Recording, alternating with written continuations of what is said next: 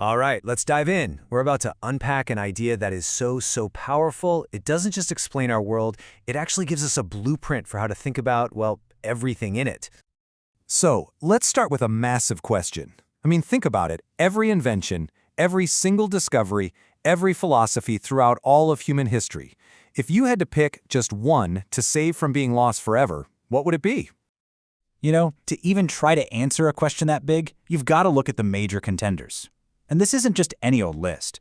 We're talking about the absolute titans of scientific thought, the minds who completely rewired our understanding of the universe. And yeah, we've got some heavy hitters. Newton's laws that govern the cosmos, Einstein's mind-bending ideas about space and time, Mendel cracking the code of heredity. And then you have evolution. Now, each one of these is, without a doubt, a pillar of human knowledge. But the argument we're going to explore today is that one of them, it stands in a class all by itself. That is a bold claim, I know. Really? More indispensable than relativity? Than gravity? But the case for evolution is that it does something totally unique. It doesn't just describe a piece of the world, it fundamentally transforms how we see the whole thing. And this really gets the point across perfectly. See, understanding evolution isn't just about learning some new fact. It's like putting on a whole new pair of glasses. Everything looks different. It's a fundamental shift, a real line in the sand for human thought that changes our place in the universe. But here's the thing. This idea's true impact, it goes way beyond biology. In fact, if you think the power of evolution is just about explaining fossils and finches, well, you're missing the most profound part of the entire story. This is where we go from science to philosophy, from a theory about life to a tool for living. So, where does that true power lie? Well, it's not just in the what, the findings about natural selection and all that. It's in the how. How the idea itself came to be, and the kind of thinking it forces us, it demands of us to adopt. And this brings us right to the heart of it. Evolution isn't just a biological theory. It's a mental operating system. It's a framework for how to think honestly and see the world with incredible clarity.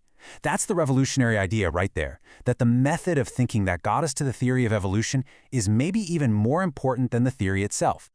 This definition, it's so simple, but it's also absolutely profound.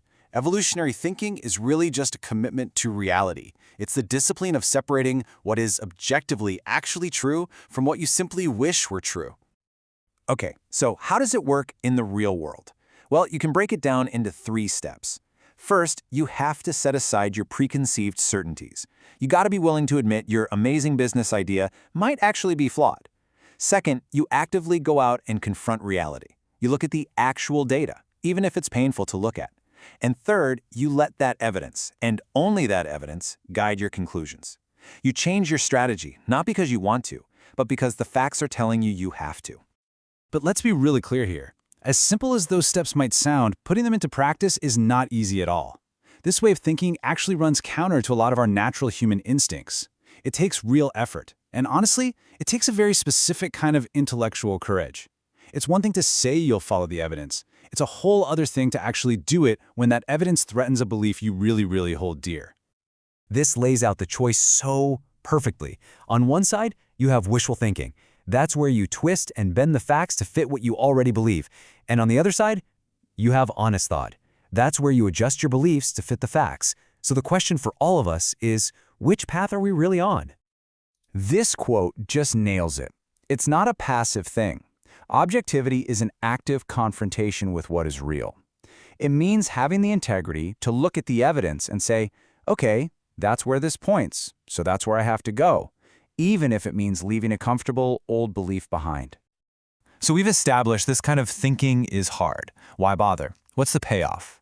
Well, the reward isn't just about finding better answers. The real power of adopting this framework is that it builds these incredible virtues inside of us. It doesn't just change what you think, it changes who you are. And here they are.